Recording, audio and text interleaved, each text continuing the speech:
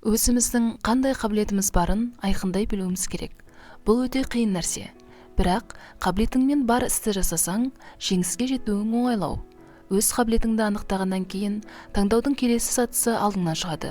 Ол саған не ұнайды деп аталады. Айталық менде халық алдында сөйлеу, ұйымдастыру қабілеті бар дейік. Қандай мүмкіндіктер бар? Жақсы тренер болуы мүмкін, мұғалім, журналист, бәлкім имам болуым да мүмкін еді. Осы мамандықтардың әрқайсысы туралы ойландым. Өзімді сынап көрдім де. Тілші болам дедім. Алаш айнасы газетіне мақалаларымда шыққан. Футболдан мектеп командасында ойнадым. Тренер болып та көрдім. Сонда Оливер Канға қызығып, қақпашы болам, спортшы болсам деп армандайтынмын. Мұғалімдікке бейімделіп, колледжде сабақ бердім. Икеміне қарай қолымнан келеді-ау дейтін дүние көп болады. 15-20 кәсіп. Солардың ішінен біреуін таңдау керек.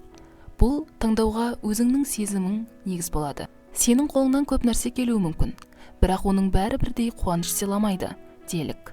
Саған ең көп қуаныш сыйлайтын іс қана ең үлкен жетістіктерге, жеңістерге жеткізеді. Бір саладағы жеңіс пен сенің сол саладағы қызығушылығың тура пропорционалды. Нені қалайсың? Біріншіден, сыртқы факторлар, қоғамдағы қасаң қағидалар мен стереотиптерден ойыңды босат. Бізде балалардың көбі әкімшілікте, министрлікте қызмет істегісі келеді. Бірақ оның арғы жағында қандай ауыртпашылық жатқанын білмейді. Акимат деген аты ғана емес, мемлекеттік қызметтің құндылықтары үшін бармаған адам ол жерде бақытты бола алмайды. Немесе заңгер, экономист болам деу мода болды. Талай мектеп түлегі ешбір ойланбастан юрфак пен экономфактарға лап қойды. Сол қаптаған экономистер мен заңгерлердің біразы дипломдарын алған соң таксист немесе күзетші болып кетті. Солардың ішінде қаншама археолог, дизайнер, шаштараз не тігінші өліп кетті. Мәселе мынада, болашағын таңдайтын кезде ол балалар не нәрсеге икемім бар, не нәрсе маған қуаныш сыйлайды деп ойланған жоқ. Қазір менеджер деген жақсы сөз бар. Менеджментті оқып жатырмын деп мақтан көріп айтады. Бірақ менеджментті оқыдың екен деп саған ешкім отырған орнын, атқарып отырған қызметін бере салмайды. Қай салада менеджер болғың келеді? Ненің менеджері болғың келеді? Ең бастысы, ол саған ұнай ма? Менеджерлік сені бақытты қыла ма? Соны анықтап алып қана алға жылжуға болады. Таңдау жасаған кездегі ұран престиж үшін емес, маған ұнайтын үшін болу керек. Екіншіден, нашар кәсіп немесе сала болады деген ойдан арылуың керек. Нашар пән болмайды, нашар оқушы болады. Менеджментті, заңды, не экономиканы оқуың міндетті түрде жеңіске жеткізбейді. Есесіне, өзің қалайтын кез келген сала, басқалар дұрыс бағаламайтын, менсінбейтін болса да, жаңа есіктерді ашуы мүмкін. Өмірдің өзі дәлелдеді, адам өз ісін тапса, оның жетістігіне ешкім кедергі бола алмайды. Мысалы, Стамбулда Нұсрет Гөкче деген ресторатор тұрады.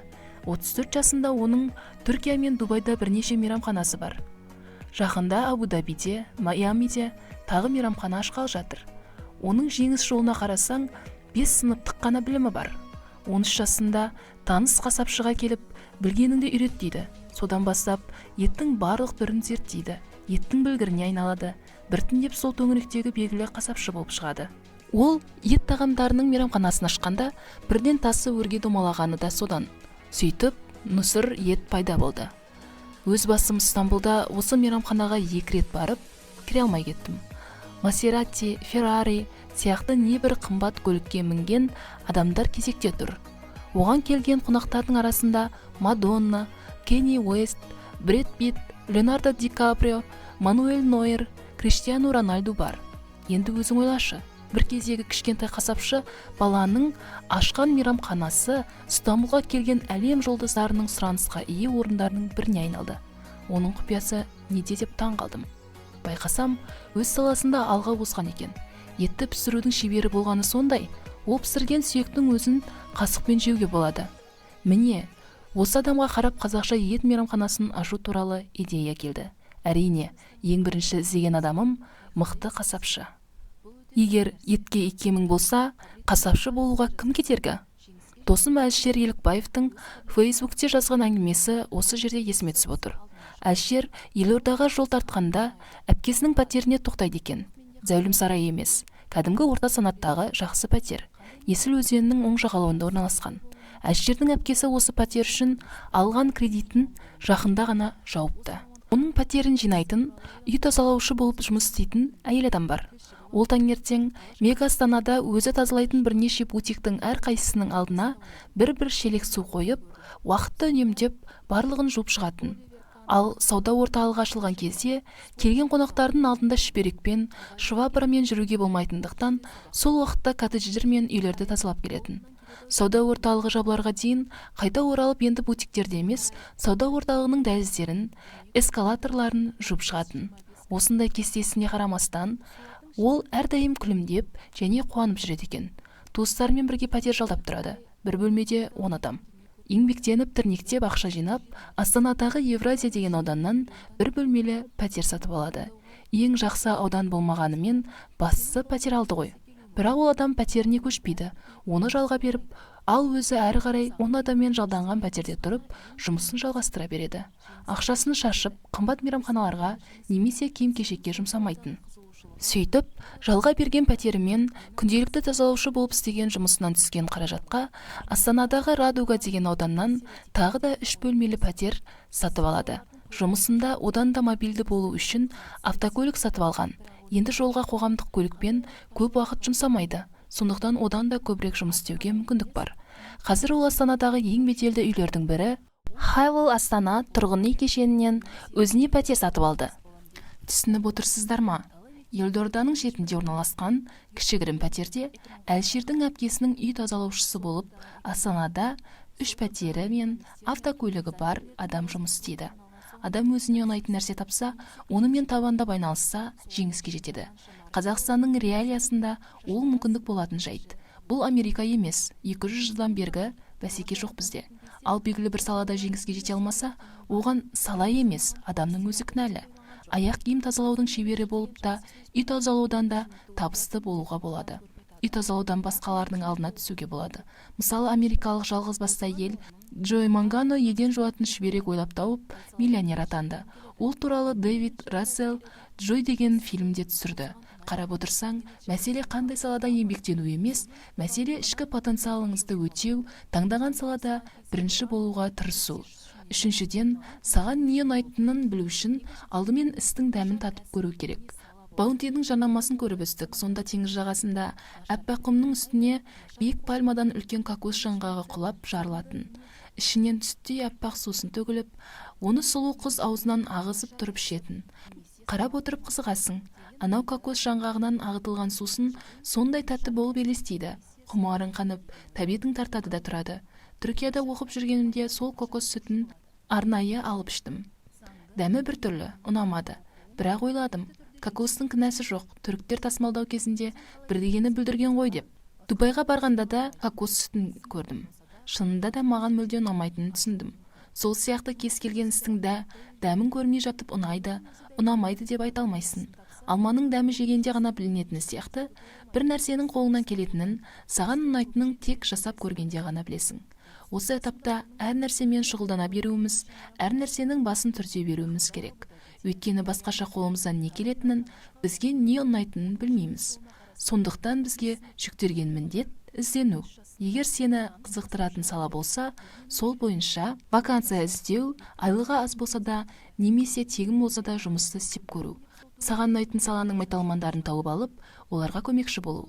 Ол саланың басын түртіп көре салу емес, оның сенің қолыңнан қаншалықты келетінін көру, өзіңді сынау. Саған нағыз лайық, сен іздеген ісің болса, осы салада қаласың, әрі қарай пісіп жетілесің.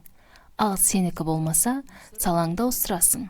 Ұмытпа, бұл этаптағы сенің міндетің іздену. Төртіншіден, монетизация заңын ұмытпайық.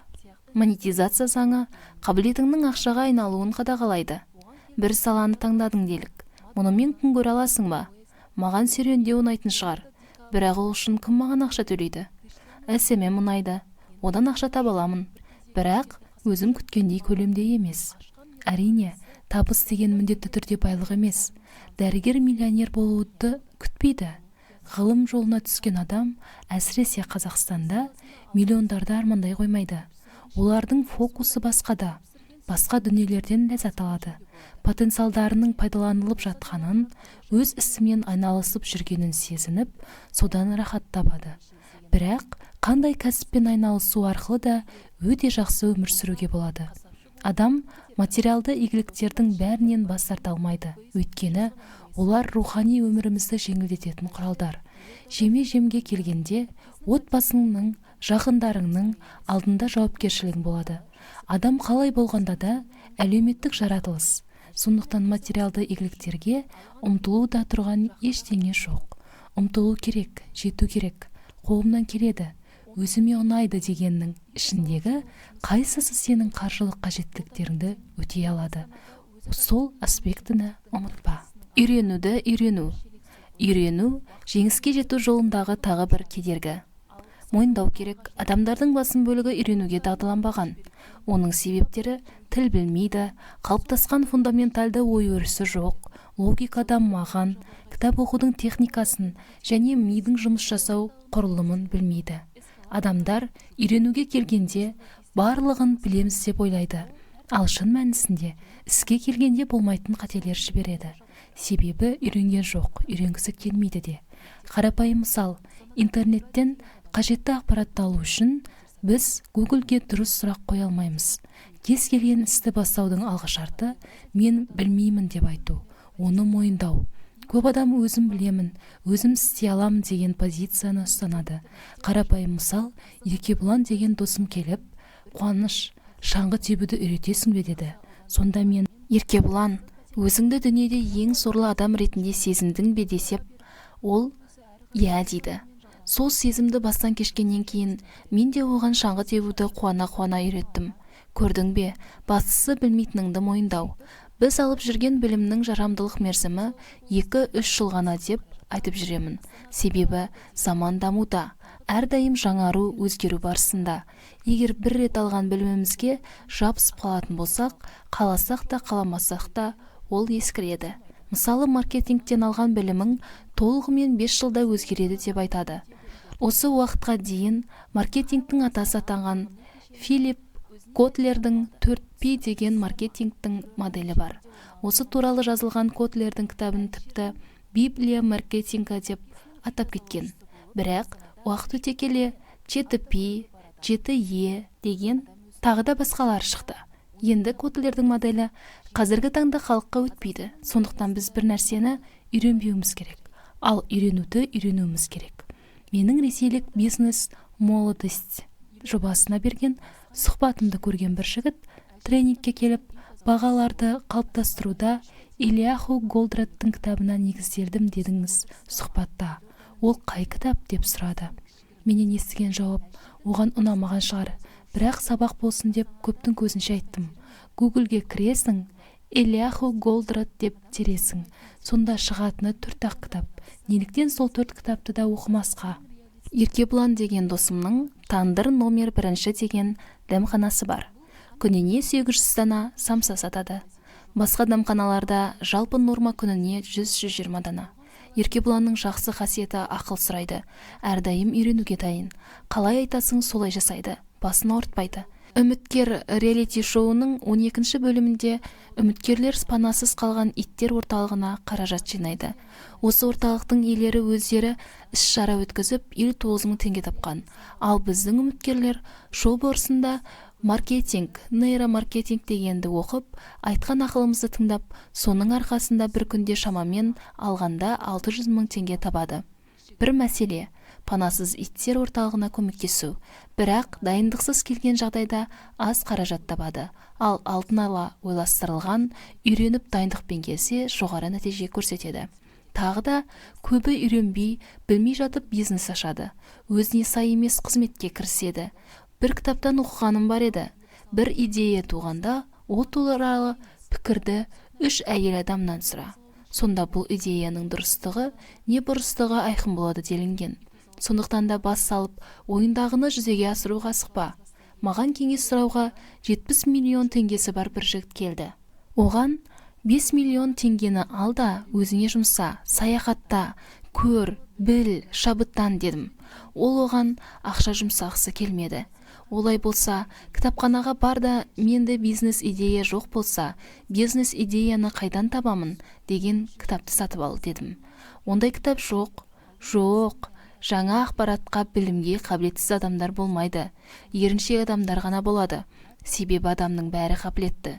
Мәселе оны толық пайдаланбауда. Брайан Трейси «Достижение максимума. 12 принципов» деген кітабында Стэнфорд университетінің зерттеуін келтіреді. Адам өз миының мүмкіндігінің 2% ғана пайдаланады екен. Ал адам миы дегеніңіз ондаған миллиард жасушалардан тұратын күрделі құрылыс. Ол секундына ондаған фактіні тіркей алатын қабілетке ие. Кейбір зерттеулер адам миы 100 триллион сөзге тең ақпаратты сақтай алады дейді. Ал осы ғажайып құрылыстың 98% жұмыссыз ұйықтап жатыр. Өмірі тұнып тұрған мүмкіндік. Міне істе, міне дәмін тат, оқы, үйрен. Үйрену қарапайым тақырып болып көрінгенімен көпшілікке жетіспейтін дағды.